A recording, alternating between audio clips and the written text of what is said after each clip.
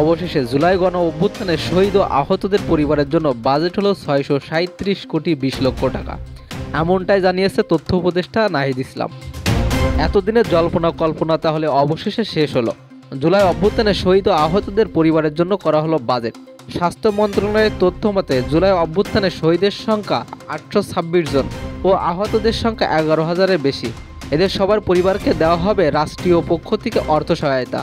এখন শহীদদের জন্য 30 লক্ষ করে এবং আহতদের জন্য ক্যাটাগরি আকারে টাকা দেওয়া হবে, যেখানে গুরুতর আহতদের 5 লক্ষ টাকা, অতি গুরুতর আহতদের 3 লক্ষ টাকা, এরপর 2 লক্ষ 1 লক্ষ করে পর্যায়ক্রমে দেওয়া হবে। আগামী সপ্তাহে এই গ্যাজেট প্রকাশিত হবে, এমনটাই বলেছেন তথ্য উপদেষ্টা নাহিদ ইসলাম। এবং এই টাকা বিতরণ করা হবে দুটি পর্যায়ে। প্রথম পর্যায়ে এই টাকা দেওয়া হবে জানুয়ারি থেকে, যেখানে প্রতি শহীদ পরিবার পাবে 10 লক্ষ করে টাকা।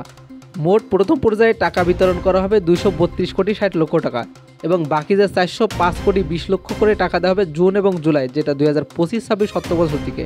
সেখানে এক একটা শহীদ পরিবার 20 লক্ষ করে টাকা পাবে।